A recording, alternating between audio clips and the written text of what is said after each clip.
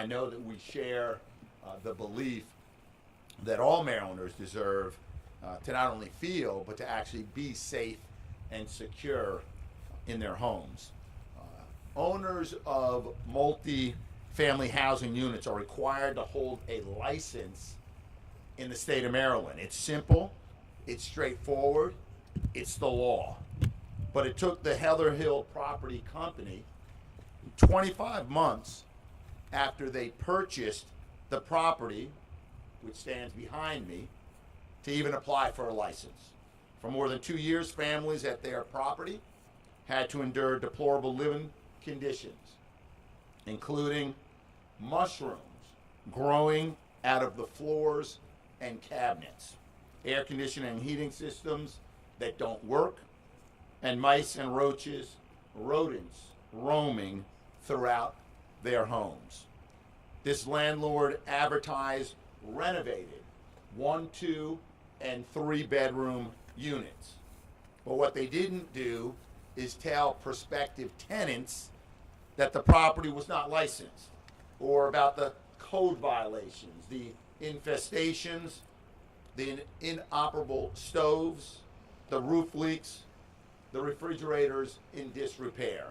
Instead, when residents complained, Heather Hill Property failed to respond. They didn't fix the apartments.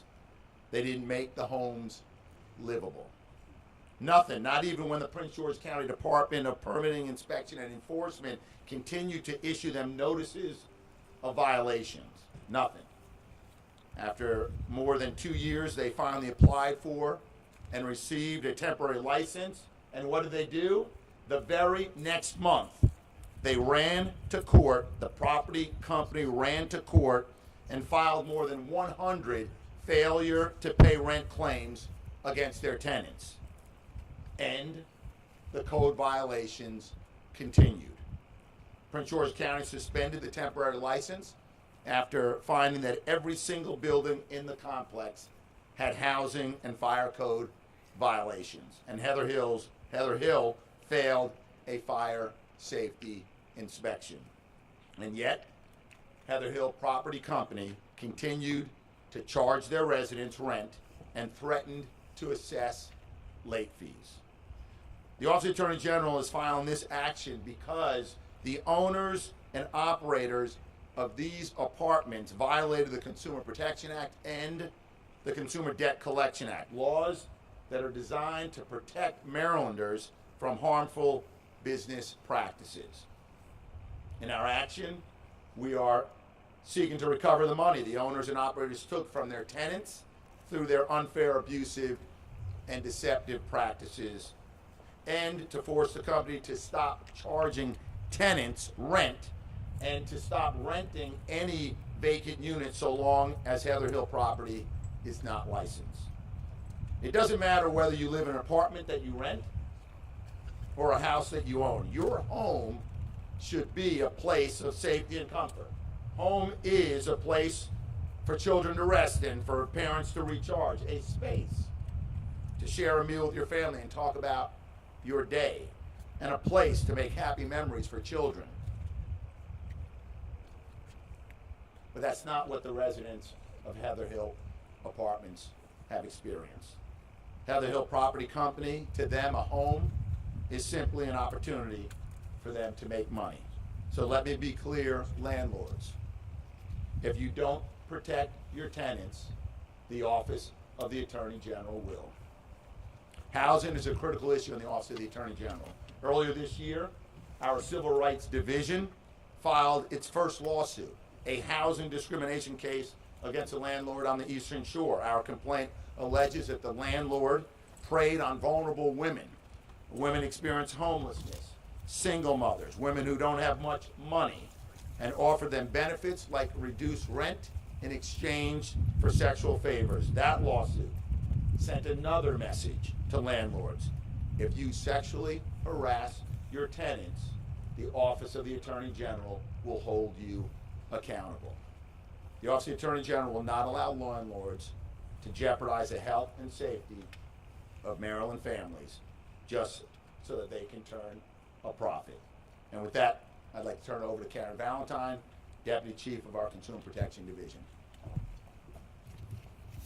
Thank you, Attorney General Brown.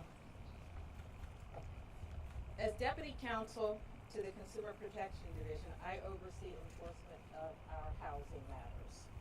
I'm going to talk a little bit about what the Consumer Protection Division does specifically for tenants and provide a few tips that tenants can consider when applying for a rental property. The Consumer Protection Division assists consumers with consumer complaints, educates consumers, and enforces the Consumer Protection Act and other consumer protection laws, including laws that are in place to protect consumers. Our housing attorneys initiate enforcement actions if we identify particularly egregious or harmful practices by not only by landlords, but by new home builders, home improvement contractors,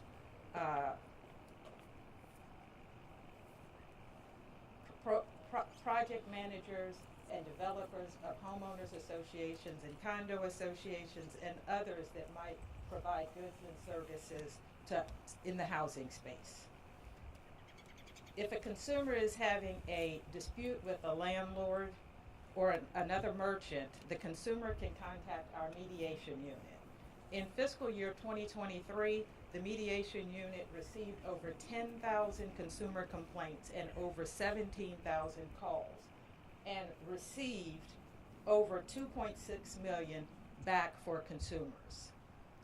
Disputes between residential landlords and tenants is one of the mediation unit's highest volume subject. So it's the biggest subject that the mediation unit gets complaints about, landlord-tenant issues. There are actions that consumers can take during the application process to help reduce potential problems that might arise during the application process. For example, before agreeing to rent a property, a landlord generally will ask a person to complete an application and to pay an application fee. The applicant should make sure that the document that they are signing is actually an application and not the actual lease. And the applicant should not sign a lease until they are very comfortable with the terms of the lease agreement. If a landlord asks for the prospective tenant to pay an reservation deposit or a security deposit before they sign the application, the consumer should make sure that they ask the landlord to write on the receipt for the monies what the refund policy is, that they will be getting the money back if either they decide not to go through with the rental or the landlord decides not to go through with the rental. When a tenant experiences serious or dangerous defects in a rental unit, the tenant has the right to go to the district court and seek to put their money in an escrow account instead of giving the money to the landlord. The tenant, however, needs to be sure that that's the process they take. If they just stopped paying the rent, the landlord could come after the tenant for failure to pay rent, and the landlord could bring an action against the tenant. So the tenant, while they do have the right to file an escrow claim, they need to follow that process. Besides filing a rent escrow claim, they can complain to their local jurisdiction authorities, or they can complain to the Consumer Protection Division, to our mediation unit. Tenants can report actually any kind of dispute they're having with the landlord to our mediation unit. Our consumer hotline, our mediation unit hotline is 410-528-8662. And we also have a toll-free number, 880-743-0023. For Spanish speakers, The number is 410-230-1712. Consumers can also go online to our website and download and print a complaint form, or they can file a complaint online. We also have available on our website frequently asked questions that tenants might have, and also we have a pamphlet that provides tips, additional tips than the ones I gave, that can help them to avoid disputes. Next up is Tara Jackson, the Chief Administrative Officer for Prince George's County.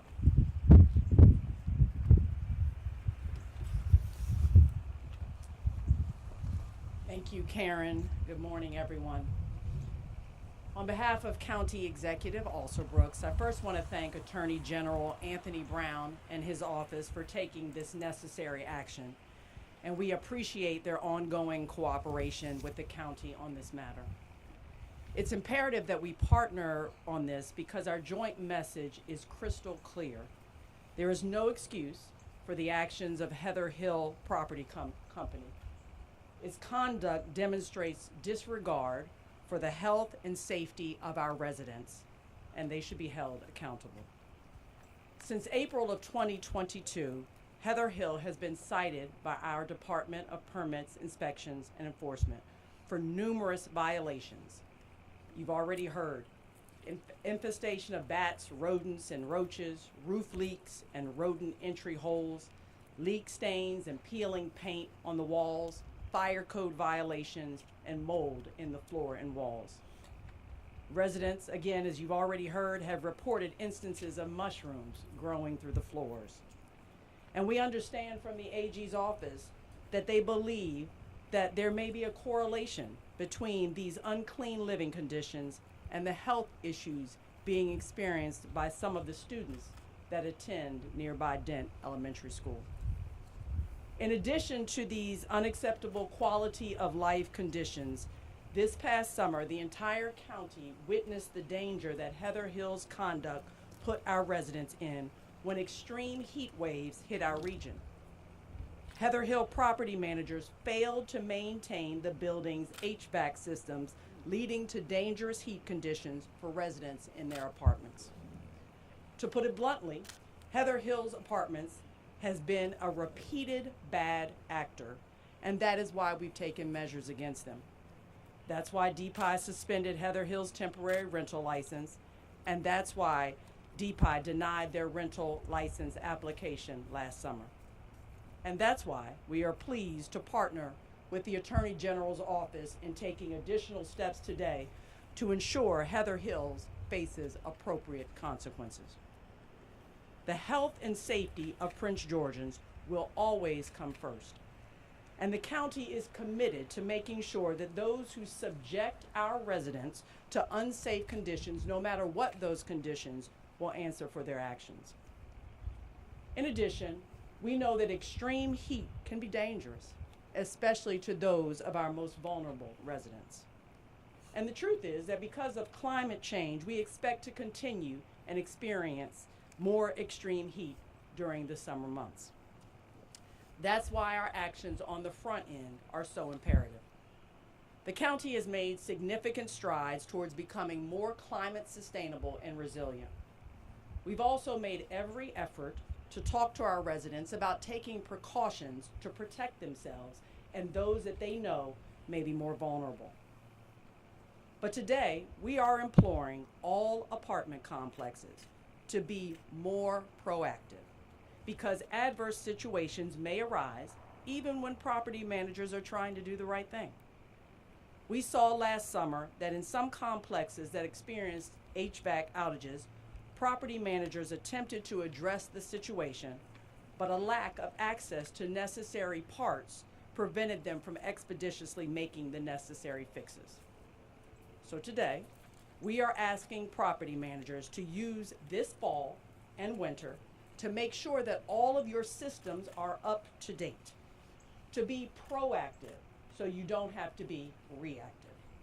Please take this time to handle simple weatherization, maintenance, and energy efficiency updates. Make sure that your systems are prepared for the coming summer months. Our summer weather will grow more intense, and we need to be prepared on the front end. We want Prince Georgians to know that your well-being is and will always be our first priority. Protecting the trust that you have in us is a duty that we take very seriously. We hope it's clear that those who disregard the duty they have to our residents will face consequences. We will not take lightly any conduct or lack thereof that puts the health of our children our residents, and most especially our children, at risk. Thank you again to the Attorney General's office for being our partners in this important effort.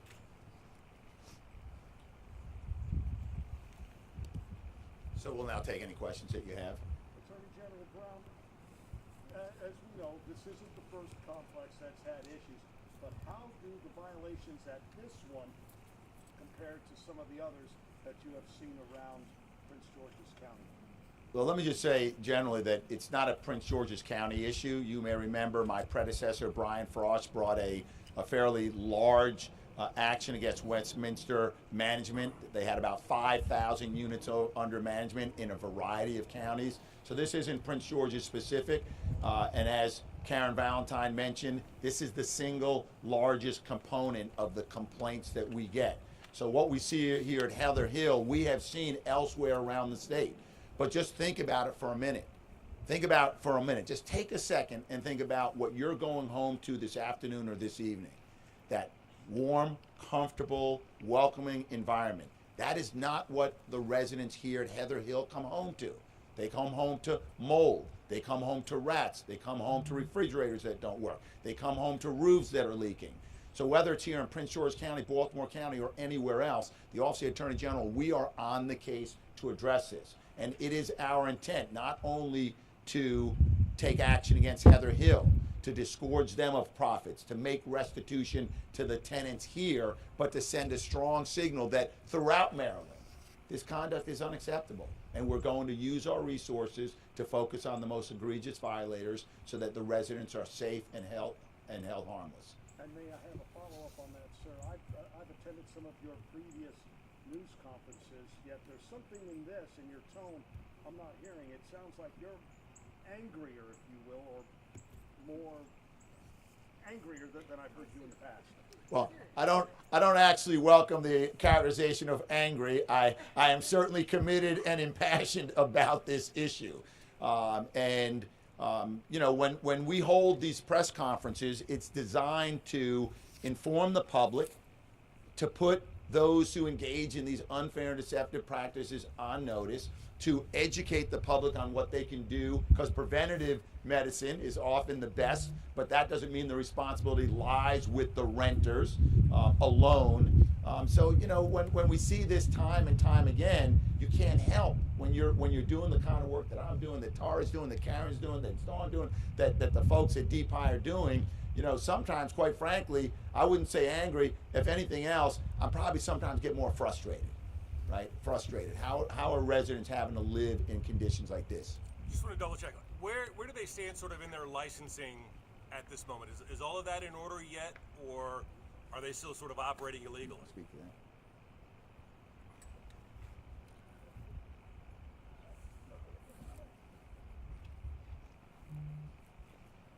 Currently, they do not have a license, but DPI is working with them. The Department of Permits, Inspections, and Enforcement are working with them, trying to get them properly licensed. If they can't get licensed, or what's sort of the impediment to that, and what happens if that just doesn't work? Well, First of all, it does work, and it will work. No, But in order to be licensed, you have to meet code, right? Fire code, health and safety codes, and the county will continue to work with this property owner to come up to code. The goal isn't to shut down apartment complexes. We need affordable, quality housing throughout the state of Maryland. So the goal is to work with property owners. Okay, sometimes you have to get their attention, like a statement of charges filed by the Office of the Attorney General. This will be costly for them. Okay, they can avoid these costs by making the investments in the property. So I'm confident that they will, but we'll work with them. The county will work with them, bring them up to code, make sure that the homes are habitable, reissue licenses, so that this way the residents of Prince George County have affordable, quality places to live. And in the meantime, the goal is to reimburse the residents for what they have to deal with. And do you have an idea as to how much that could be for them? Well, let me just say that the hearing on the case that we filed is in February. And during the course of that adjudication, liability will be determined, the amount of damages will be determined, the penalties will be determined, fines. Part of that determination is what will be restitution or what goes back to residents. So all of that will happen in the course of the adjudication that is scheduled for, I think, mid-February of next year. Okay. Well, your advice, perhaps I missed it clearly, but the advice to the tenants who feel they have a problem now, I just walked down there, everyone has issues. Should they be paying their rent? Should they be opening an escrow? What is the specific advice to the tenants who have issues with this property today, right now? Right. So if you have an issue with the property, as Karen Valentine mentioned, go to the court. There's a process, opens up escrow. You pay your rent into that escrow. So when the issues are addressed, a determination is made about where that money goes. In the case of an unlicensed property owner, which is what you have here, an unlicensed property owner is prohibited from collecting rent in the state of Maryland, nor can they retaliate against renters who are pursuing their rights. We have heard of renters who are being threatened with eviction, and that's unlawful. It's unlawful in Prince George's County, and it's unlawful throughout many of the counties in the state of Maryland. So if you have a complaint, certainly call, and Karen provide the information. We can give it to you after. Call the Office of the Attorney General if you have further complaints about this property or any other property. Is it possible, so people down there told me that, you know, the company says, oh, you owe us 20 grand.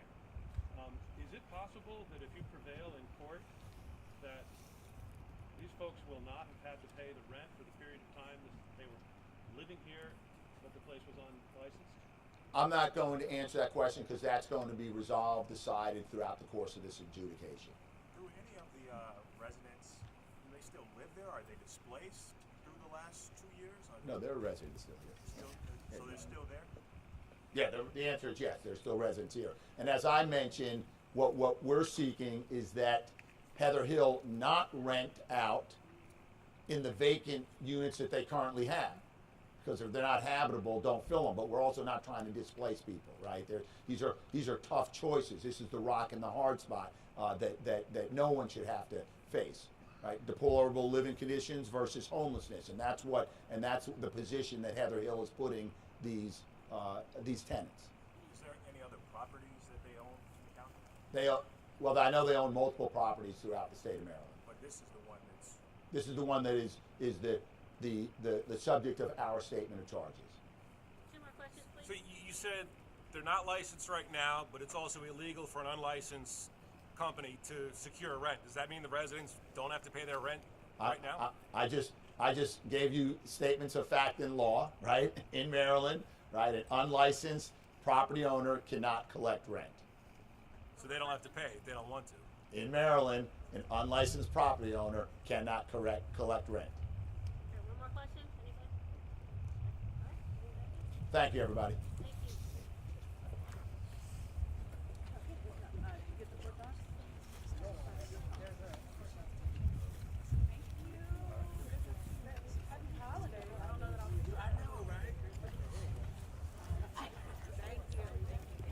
Thank you, everybody. That wraps up the press conference.